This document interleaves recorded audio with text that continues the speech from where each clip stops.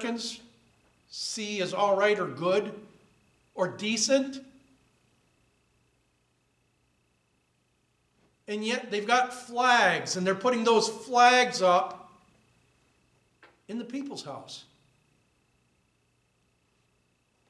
There was just a congresswoman. There's a video out. I just watched it tonight on the way down here. She walks across from her office and hangs a transgender flag in the hallway with a mask on because she's got a muzzle on, because obviously she's got rabies and they're afraid she might bite somebody. That's the only reason I can think that she's that retarded, is because she's got rabies. And hangs a transgender flag in the people's house. Beautiful thing is, Marjorie Taylor Greene's office is right across the hallway from hers.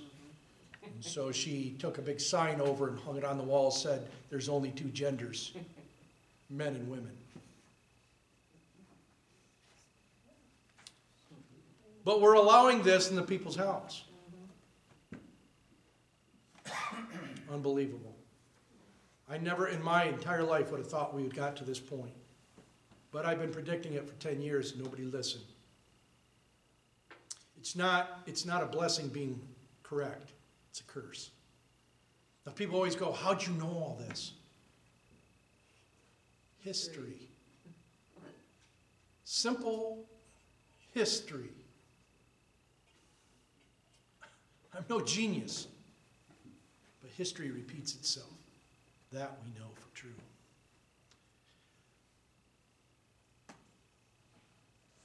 There are but two methods of providing against this evil.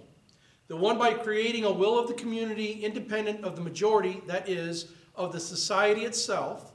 The other by comprehending in the society so many separate descriptions of citizens as will render an unjust combination of a majority of the whole very improbable. So what he's saying is, how do we prevent the minority's rights from being trampled on?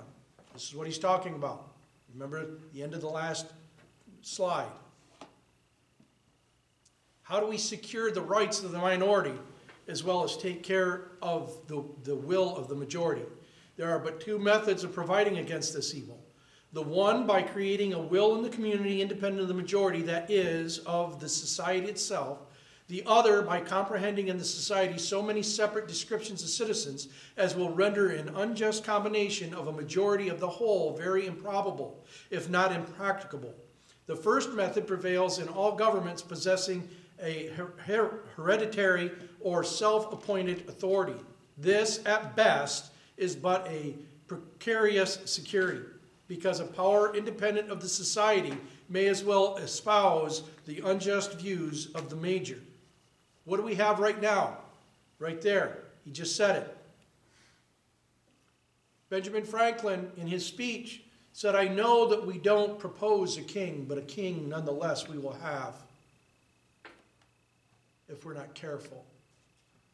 He said, in fact, the people are more keen to kingly rule as they would rather have one tyrant than 500. Right? Do y'all remember that speech? He was a very wise old man. So right here, he's saying, by comprehending in society so many separate descriptions of citizens as will render an unjust combination of a majority of the whole very improbable, if not impracticable. The first method prevails in all governments possessing a hereditary or self-appointed authority. This, at best, is but a precarious security, because a power independent of the society, and what do we have in Congress right now? A power independent of society.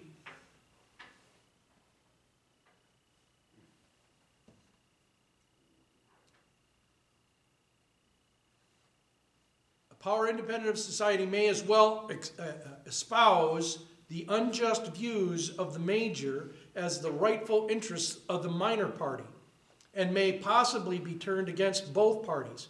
The second method will be exemplified in the Federal Republic of the United States. Of the United States, while all authority in it will be derived from and dependent on the society, The society itself will be broken into so many parts, interests, and classes of citizens that the rights of individuals or of the minority will be in little danger from interested combinations of the majority. So one of the things the Federalist said was, well, we're going to have this huge, huge country, and it's going to be bad. And Madison said, no. The two separate governments are an inherent security to the rights of the people. And so many interested groups in different places that have to be represented. If we set it up right, where we don't have too many representatives, that we don't get anything done, and too little representatives where it's easy to get a faction among them, then it's going to be hard across the country to get a faction so big that it can rule the lives of people. Also, one of the other securities is government can't only do those enumerated things that it was told to do. So can you see a problem with what's going on today? I can show you a video where my own representative said with 218 votes he can pass anything. Doesn't matter. Article 1, Section 8, Clauses 1 through 18 mean nothing to him. And when he was asked, under what authority can you do that with 218 votes? He said, by virtue of I was placed there by the people. Now this guy is supposed to be a conservative. He was arguing a democracy, was he not? Is that not democracy? That I have the authority to do that because I was placed there by the people? That's democracy. That's not a republic. And he's one of the most conservative congressmen there are in Washington, D.C. That should scare you to death. He should be in my class. But he won't. Pride goeth before the fall. Arrogance will keep people from learning.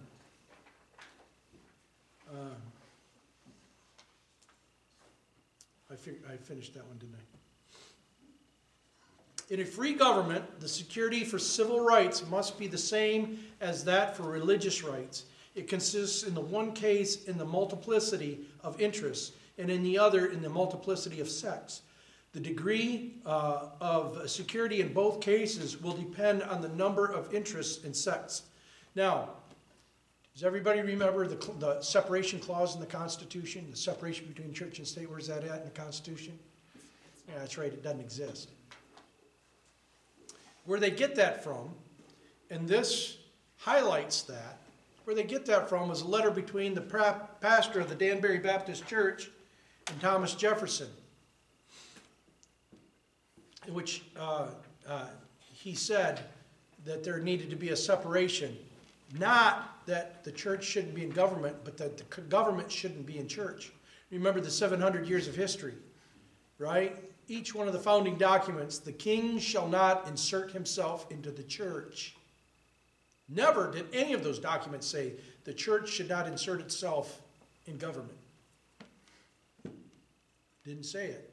So our history shows us that that statement of the separation of church and state that Thomas Jefferson was talking to the church, to the pastor of the Danbury Baptist Church, was that government should not insert itself in the church, and he was going to make sure that it didn't.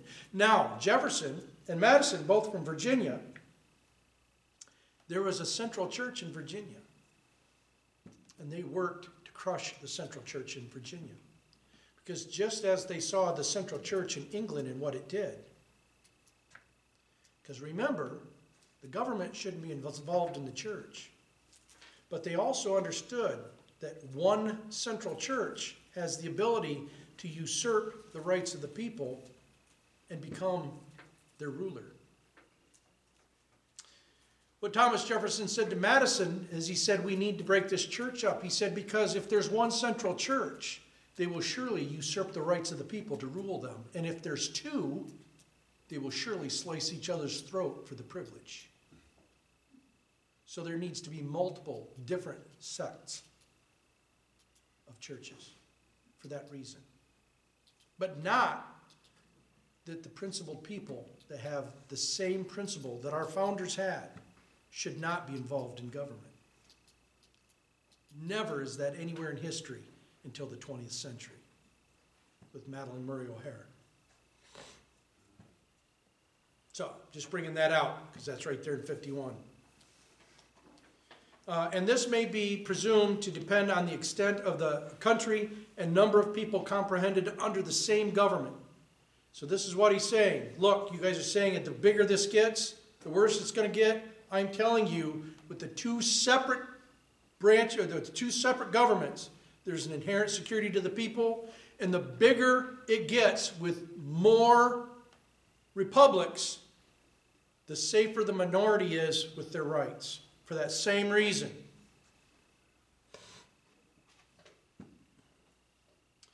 This view of the subject must particularly recommend a proper federal system to all the sincere and considerate friends of Republican government, since it shows that in exact proportions as the territory of the Union may be formed into more circumscribed confederacies or states, oppressive combinations of a majority will be facilitated. The best security under the Republican forms for the rights of every class of citizens will be diminished, and consequently, the stability and independence of some member of the government, the only other security must be proportionately increased. So remember, it's all about balance. Justice is the end of government. There's another key phrase in 51. Justice is the end of government. It is the end of a civil society. So our founders, one of the very basic principles that our founders looked at is that man should live as in the state of nature. But in the state of nature, the strong survive. The bold and the violent will overtake the gentle and the peaceful, right? And they didn't want that to happen. So what he's saying is justice is the end of government. The only reason for government is justice. That to secure these rights, governments are instituted among men. So the end of government is justice. And that's what brings about a civil society. It ever has been and ever will be pursued until it be obtained or until liberty be lost in the pursuit. In a society under the forms of which the stronger faction can readily unite and oppress the weaker, anarchy may as truly be said to reign as in a state of nature. Do we see that today? And we have since 2020. Lord. And this stuff is so easy to understand, I don't get it. I just don't get it.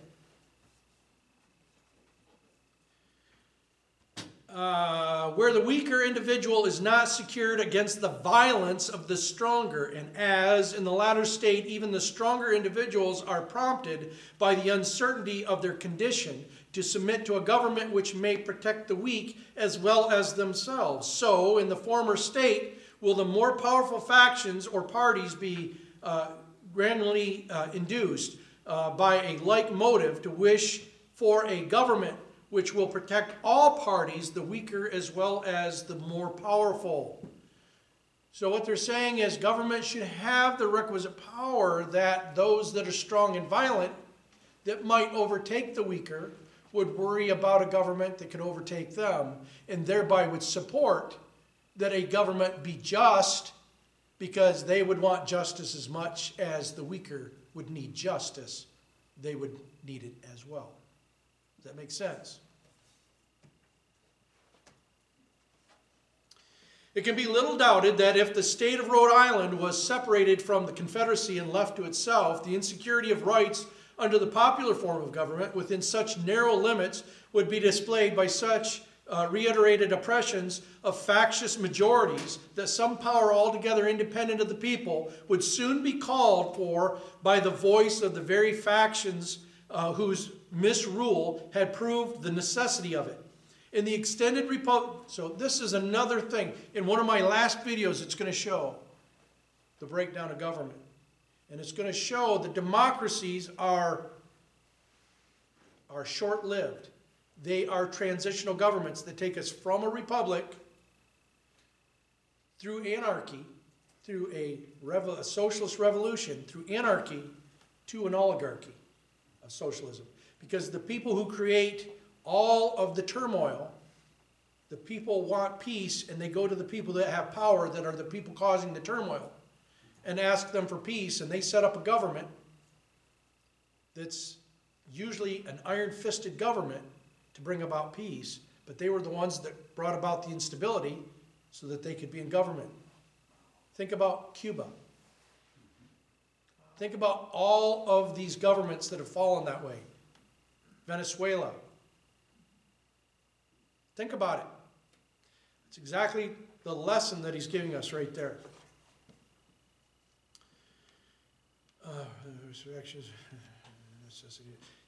In the extended Republic of the United States, and among the great variety of interests, parties, and sects which it embraces, a coalition of a majority of the whole society could seldom take place on any other principles than those of justice and the general good, whilst there being thus less danger to a minor from the will of a major party.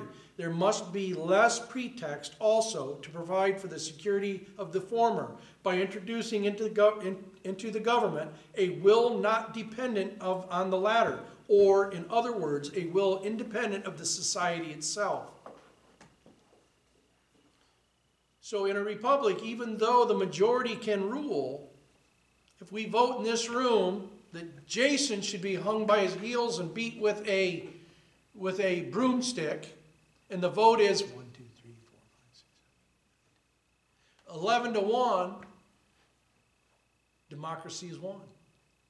And we get to hang him by the heels and beat him with a broomstick. But the problem is, there's a Bill of Rights that's attached to the Constitution that in the supreme law says that before that happens, he's got the right to life, liberty, and the pursuit of happiness. And that before that happens, he has to have due process. It can't be done on a vote. So even though the majority faction may want him beat with a broomstick, he can't be beat with a broomstick unless he has due process, unless he has a presumption of innocence, unless he's judged by a jury of his peers. See, he has certain rights that even though we want to do it and we vote for it, we can't do. That provides for the security of the minor interest as well. It is no less certain than it is important, notwithstanding the contrary opinions which have been entertained, that the larger the society, provided it lie within a practical sphere, the more duly capable it will be of self-government. And happily for the Republican cause, the practicable sphere may be carried to a very great extent. Because remember, they said you can't have a republic on a large venue. And he said, we're not. We're going to have a republic on these small venues because we're going to have a what? Compound republic. The more duly capable it will be of self-government, and happily for the Republican cause, the practicable sphere may be carried to a very great extent by a judicious modification and mixture of the federal principle. Publius. Now, I'll bet you've never heard 51 explained like that before. Does 51 make more sense to you? It's really a simple concept. It's really very simple. And if our Supreme Court justices would read more of the Federalist Papers and less law books, we'd all be better off. If we had legislators that understood the very principles of the founding of our nation, we'd all be better off. So the challenge is to find these people. Knowledge is the weapon that we use. When much is given, much is required and expected. Once you learn this, you have a requirement and an expectation to take this knowledge and spread it to others. It's a requirement. It's a duty. And in doing that, you need to find people that are sound representatives that understand the principles. And if they're too arrogant where they don't want to listen to you, then they're probably not the right person to vote for. And as a group, you need to invite them somewhere and set them down in a room and quiz them. And if they get it wrong, teach them. Until you find somebody that's capable of handling the representation of you before you put them in that spot to represent you. This is the only way we're going to get America back. This is the only way. We are sitting on a knife edge. We are sitting on the precipice. One way we keep our republic, the other way we lose it. We go into a revolution of a socialist revolution and become an oligarchy of communism. We don't have any more time left. We are there now. So, any questions, comments, concerns, criticisms? If not, thank you very much. And next week we will be on the cod fisheries debate. Oh, I love that one. I love that one. Yep, we will be on the codfish, the bounty payments for cod fisheries debate of 1792. Now remember, last week I told you to remember certain parts of that, right? Because we're going to see it. We're going to see it next week. Remember, turn your phasers to kill. We come in peace. And we'll see y'all next week. Be careful on the way home.